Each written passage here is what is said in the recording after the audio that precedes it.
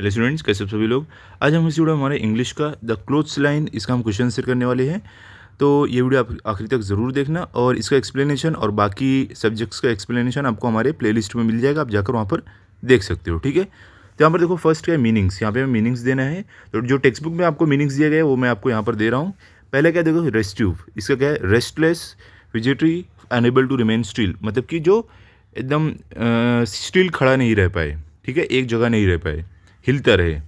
आइए केपर, मतलब कि लीप, स्किप और dance about in a lively playful manner, मतलब कि उछल कूद करना, नाचना एक मज़ेदार तरीके से, ठीक है, खुशहाल तरीके से आप बोल सकते हो। आगे क्या है, प्रांस, इसका मीनिंग क्या है, वॉक और move with high springy step, मतलब कि चलना लेकिन जल्दी जल्दी, ठीक है, ऐसा आप बोल सकते हो।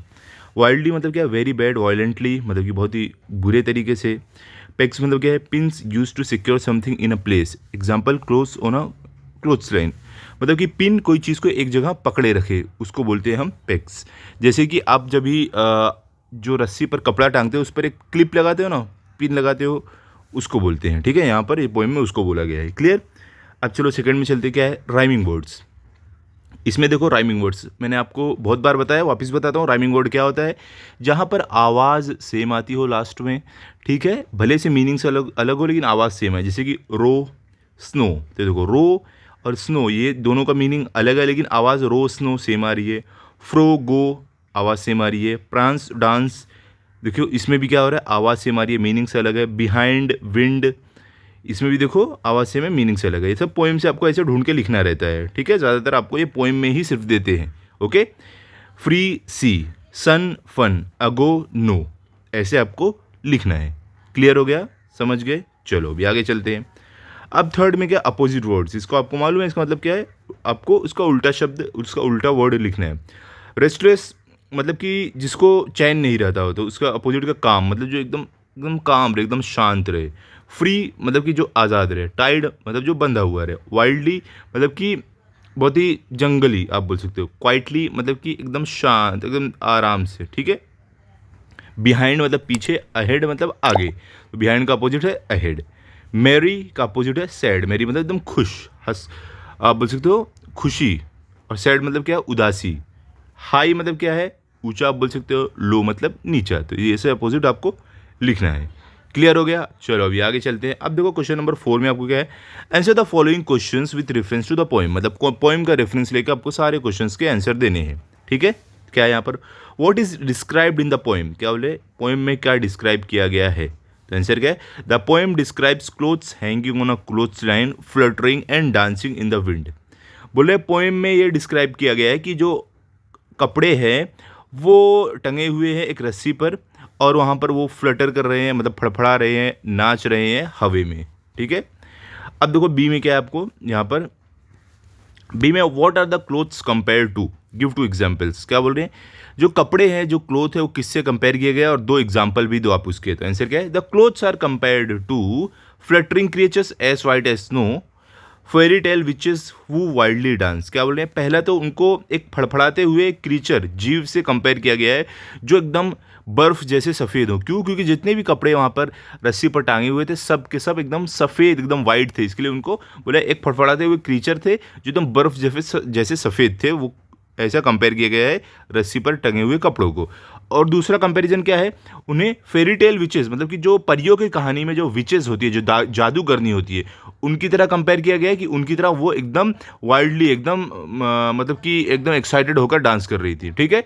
अब आगे क्या है, देखो सी में आपको, what do rescue horses do, क्या बोल रहे हैं कि जो रेस्क्यू हॉर्सेस है, मतलब कि जो उछल कूद करने वाले घोड़े, वो क्या कर रहे थे, मतलब रेस्क्यू मतलब जो एक जगह नहीं रह पाए, एक जगह नहीं रहने वाले हॉर्सेस, घोड़े क्या कर रहे थे। तो आंसर क्या है, rescue horses caper and prawns jump and move playfully in an uncontrolled manner. क्या बोल रहे हैं कि जो रेस्क्यू हॉर्सेस थे ये एक जगह से दूसरी जगह उछल कूद कर रहे हैं, जल्दी जल्दी चल रहे हैं, ओके, और एकदम अनकंट्रोल्ड मैनर में अपना खेल रहे हैं वो लोग, ओके, समझ गए। चलो अभी आगे चलते हैं। डी में क्या है, what do Pheri tale witches do, क्या बोल रहे हैं, जो जादूगरनी के कहानी में जो परियों की कहानी में जो विचेस रहती है, जो जादूगरनी रहती है, वो क्या करती है। तो आंसर क्या है, फेरी टेल विचेस डांस वाइल्डली, जो परियों की कहानी में जादूगरनियाँ होती है वो बहुत ही वाइल्डली डांस कर रही है, बहुत खतरनाक तरीके से, बहुत एक्साइट होकर डांस कर रही है, ठीक है।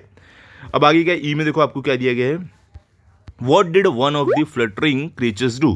क्या बोले, जो ये फ्लटरिंग फड़फड़ाते हुए क्रीचर जीव थे, किसको बोले, कपड़ों को बोल रहे जो सारे रस्सी पर टंगे हुए थे, तो बोले वो फड़फड़ाते हुए जो जीव थे सारे का रस्सी पर टंगे हुए, उसमें से एक क्या करता है, तो आंसर क्या है, one fluttering creatures the handkerchief struggled wildly broke free from the clothes line and flu away like a bird. क्या बोल रहे हैं कि वो फड़फड़ाते हुए जो क्रीचर, किसकी बात हो रही है, हैंकरचीफ की बात हो रही है, जो टंगा हुआ था रस्सी पे, वो बहुत ही कोशिश करता है और वो अपने आप को आज़ाद कर लेता है उस रस्सी से, उस क्लोथ्स लाइन से, और वहाँ से एक चिड़िया की तरह उड़ता हुआ निकल जाता है, ठीक है। अब एफ में क्या है, what could have happened to the one who flew away, वो वॉज शी। क्या बोल रहे हैं, जो उड़ के वहाँ से चला गया था उसके साथ क्या हुआ होगा और वो कौन था, तो आंसर क्या है, the handkerchief flew away and could have been lost anywhere in a ditch she drowned in the sea or blown far away. She was poet's handkerchief. क्या बोल रहे हैं कि जो हैंकचीफ है उसके साथ जो उड़ के गया था वो क्या था, वो हैंकचीफ जो है उसके साथ कुछ भी हो सकता था, वो कहीं गुम हो सकता है, कोई खड्डे में जाकर गिर सकता है, और कोई समुद्र में जाकर डूब सकता है, या तो दूर उड़ के कहीं जा सकता है। और वो वॉज शी, तो शी वॉज पोइट्स हैंकचीफ, वो पोइट जो हमारे हैं, जो कवि हमारे हैं, उनके हैंकचीफ थे, उनको रुमाल थी, ठीक है। आगे अभी चलते हैं। अब देखो फिफ्थ में क्या है, डिस्कशन क्वेश्चन है, शॉर्ट सैंपल आंसर। पहला क्या है, देखो यहाँ पे, what are clothes compare to living things, तो आंसर क्या है, why are clothes compare to living things, answer क्या है, because they move dance struggle in the wind as if they are alive. क्या बोल रहे हैं कि जो कपड़े हैं उनको एक जीव से कंपेयर क्यों किया गया है, तो आंसर क्या है, क्योंकि वो हिल रहे थे हवा से, ऐसा लग रहा था हवा से डांस कर रहे हैं, ऐसा लग रहा है कि वो अपने आप को छुड़ाने की कोशिश, वहाँ से निकलने की कोशिश कर रहे थे उस रस्सी पे से, इसके लिए उनको एक जीव से कंपेयर किया गया है, ठीक है।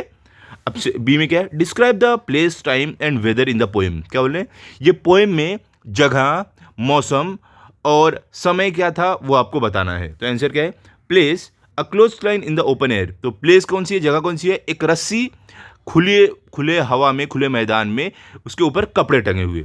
टाइम क्या था, मार्च का टाइम था। वेदर क्या था, a windy spring day when the clothes flutter and dance. मौसम ऐसा था कि एकदम हवा चलता हुआ दिन था और कपड़े फड़फड़ा रहे थे उस हवा की वजह से, ठीक है, और नाच रहे थे, ऐसा लग रहा था। क्लियर। अब आगे चलते हैं, सिक्स में क्या है, list all the phrases from the poem in which two or more words are joined with and. तो हम यहाँ पर देखो लिखे हैं क्या है, हैंड इन हैंड, इधर एंड तितर, to and fro, flipping and flapping and flopping, ये सब ढूंढ के ऐसे लिखना है आपको। क्लियर हो गया, समझ गए, चलो अभी आगे चलते हैं। अब देखो सेवेंथ में आपको क्या दिया गया है, form groups and discuss what must have happened to the handkerchief, write the story in your own words. क्या बोल रहे हैं, आप एक ग्रुप बनाओ और ये डिस्कस करो कि जो हैंकरचीफ उड़कर चली गई थी उसके साथ क्या हुआ होगा, और आपकी स्टोरी लिखो। तो आप कैसे कर सकते हो, the handkerchief was once pinned on the clothes line along with the other clothes. क्या बोल रहे हैं कि जो रुमाल थी वो पिन की हुई थी, मतलब उसको पिन लगाकर बाकी कपड़ों के साथ रस्सी पर उसको टांगा हुआ था। As the wind blew strongly it started fluttering and struggling to free itself. जैसे हवा चलना शुरू हुआ, जोर से शुरू हुई, वैसे ही वो वहाँ पर फड़फड़ाने लगी और स्ट्रगल करने लगी अपने आप को आज़ाद करने के लिए। Finally it slipped out of the PECS and escaped. क्या बोल रहे हैं, आखिर में क्या हुआ, वो अपने आप को छुड़ा लिया, उस रस्सी पे से छुड़ाकर वहाँ से उड़ गई, वहाँ से अपने आप को निकाल लिया। पेक्स मतलब कि जो क्लिप लगी थी उससे उससे अपने आप को आज़ाद करा लिया। The handkerchief flu high in the air like a bird gleaming in the sunlight. क्या बोल रहे हैं, और जो हैंकरचीफ थी वो आसमान में चिड़िया की तरह एकदम हवा में उड़ते जा रही थी और वो एकदम चमक रही थी सनलाइट में। Nobody knew where it went after that, और किसी को नहीं मालूम था वो कहाँ उसके बाद गई। It might have fallen into a ditch, हो सकता है वो किसी गड्ढे में जाकर गिर गई हो। And been carried away by the wind to the sea or simply disappeared somewhere फार, हो सकता है वो किसी हवा से किसी दूर समुद्र में जाके गिर गई हो, या तो कहीं दूर गायब हो गई हो, किसी को पता नहीं। The poet sadly realises that the handkerchief once his will never return to his pocket again. क्या बोल रहे हैं, पोएट को कवि को ये एहसास हुआ आखिरी में कि जो रुमाल उसका था अब उसके पास वो कभी उसके जेब में, पॉकेट में नहीं आने वाला है। ठीक है, चलो अभी आगे चलते हैं। अब एट में क्या, कंप्लीट द फॉलोइंग कंपैरिजन, ये आपके टेक्स्ट बुक में लास्ट में दिया हुआ है। तो कैसे, as white as snow, as blue as sky, as green as grass, as black as coal, as red as rose, as bright as sun, ऐसे आपको लिखना है सब, ठीक है, समझ गए। चलो आगे चलते हैं। तो मालूम है ना मीनिंग से आपको, स्नो मतलब क्या है, बर्फ है, स्काई मतलब आसमान, ग्रास मतलब घास, कोल मतलब कोयला, रोज मतलब फूल गुलाब, सन मतलब सूरज। तो ऐसे ही यहाँ पे बोला गया है कि एकदम सफ़ेद जैसे स्नो, ब्लू जैसे कि आसमान, ग्रीन जैसे कि घास, ब्लैक काला जैसे कि कोयला, और लाल जैसे कि गुलाब, और ब्राइट चमकीला एकदम चमकदार जैसे कि सूरज, ऐसे यहाँ पे लिखा गया है। अब देखो आप क्या बोल रहे हैं, rewrite this comparison using the comparative degree, example whiter than snow, मतलब कि यहाँ पर कंपेयर हो रहा है, ठीक है, कि वो उससे ज़्यादा है, ऐसे कंपेयर हो रहा है, कंपेरेटिव डिग्री। तो हमारे देखो ब्लूअर देन स्काई, मतलब कि स्काई से भी ज़्यादा blue, greener than grass, blacker than coal, redder than rose, brighter than sun, ऐसे आपको लिखना है, समझ गए, क्लियर हो गया। चलो अभी आगे चलते हैं। अब क्या, find suitable objects for each comparison, example petals और फ्लावर्स और फेदर्स वाइट देन स्नो।